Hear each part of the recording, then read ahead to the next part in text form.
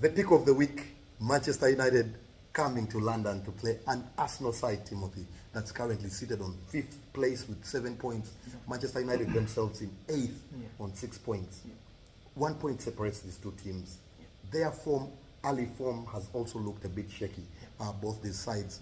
This is a game for the taking for any of the two sides. Yeah, Tony, I think both coaches can look at this game and think it's one to amend the sloppy The start. early season form. Yeah, the early season woes in both Man United and Arsenal. And it's a game that you want to win going into the international break. So it's going to be a huge game in the aspect of what can I get. We know a draw doesn't help both sides because Man City will be peeling away. Will be running away. And yet a win for either side means I go on top of the other for Man United's case, and Arsenal they will be extending the gap on Man United. But again, there has been an incentive in this game. We know it's a rivalry that has been there time immemorial, and both sides, when this fixture is put up, announced, is one day ring and say we need to make the fans happy. It will be very interesting, of course. Like you said, it's a historical fixture, but Arsenal have had a bit slightly better fortunes against Manchester United in the recent past, especially at home. So this will be another fixture that perhaps Arteta will be looking at to get something out of, actually a win out of, because it will be one of those big games that he needs to win. He won the fixture last year. But when you look at the formation he has been playing, a lot of Arsenal fans have been crying out for him to stop with the experiment that Partey has been doing at the right back and getting back into the midfield. Arteta has proven stubborn. He has played him now twice in a row in that position. How do you think he reacts to the fan backlash ahead of this one? You know, a coach is always responsible for the team that goes out there. And the way Arsenal has played the first 3 games, they have not looked convincing to the team that ended or performed well last season.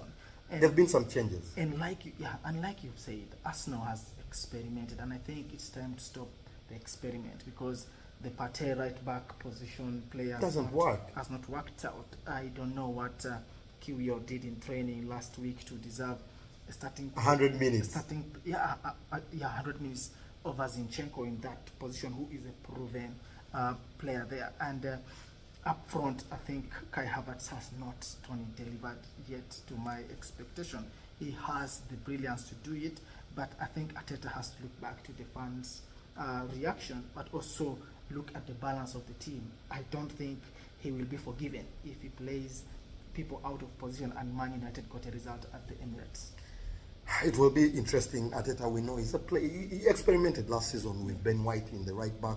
At first, the fans were not happy, but finally it caught on, and perhaps that's why he's being a bit stubborn again.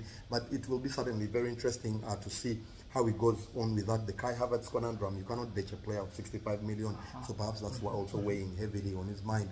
But the issue then, though, is who do you start up front? Because Nketiah has been benched, and then when he got brought on the pitch, he showed the goods. Now we expect Jesus to be fully fit. How do you react to that one? Tony, I am a fan of Nketiah. I think he will get you the goals. And remember last season, Arsenal won 3-2 in this fixture, and Nketiah came up with 2 goals. So it's something that you would look at and say maybe Arteta is tempted to go with Nketiah, but Jesus, being an experienced player, is going to tell Arteta, this is Man United, we are welcoming home. I need to play this game. I missed it last year. So I think Arteta will be swayed to start Gabriel Jesus, and yet for me, in my opinion, I think Nketiah will deserve the start. Very, very brilliant there. Of course, we expect Arsenal not perhaps to make any late swoops. We know that there have been a few talks about who they can finally bring in defense. Especially there was talk about Eric Garcia from Barcelona, who Arteta might swoop for, especially after that Jurrien Timber injury. So we wait to see. They wanted Aymeric Laporte. He has already gone to Saudi Arabia. But for Manchester United, they will be buoyed by that signing of Sofian Amrabat, a player who is very, very brilliant in the holding position. He showed his credentials in the World Cup. Is this the kind of fixture to throw him in immediately, Timothy? The answer is not on. I don't think you want Amrabat to come into such a hostile atmosphere and away from home. So I think Amrabat he might be on the bench. I don't think he has been playing at Fiorentina, so he might not be even match fit. The other news that Ten Hag in his press conference has said is that Højlund is now ready to go. But again, Tony, on my side, that should scare us, no fans. Højlund is ready to go, but I think he will again be tempted not to start him and maybe usher him if the game goes against Man United. I think that's when you'll bring an extra striker. But in that game, I don't think a young boy like that, you start him at Arsenal. I don't think that's it. But it's the game where we expect him to throw in Sergio Reguilón from the start. Yeah, I think that deficit, the deficiency at the left back for Man United is where Sergio Reguilón will start, because I don't think you want to start Aaron Wan-Bissaka and then he doesn't have a deputy on the bench. So I think you better keep Dalot on the bench, waiting to play either sides in case there is a problem. But I would expect that Reguilón to have his debut against Arsenal. How did you rate Manchester United's performance in the midfield with the absence of Mason Mount?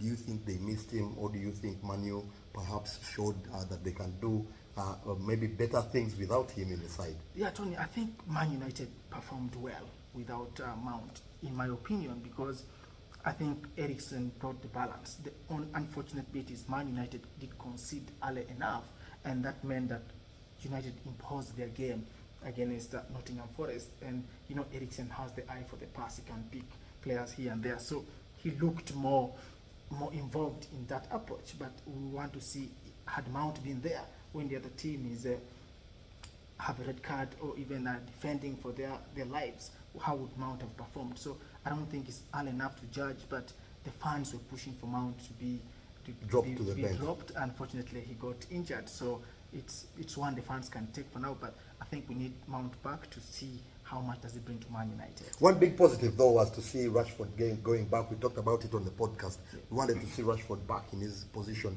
and he performed brilliantly in that particular fixture. In the fantasy language, Tony, he created 2 assists. So he was fouled for the penalty, and he had the assist for Eriksen's first goal. So I think we all agree that Rashford's best position is the left flank and not being the centre man. Prediction? I've gone for Arsenal win, Tony.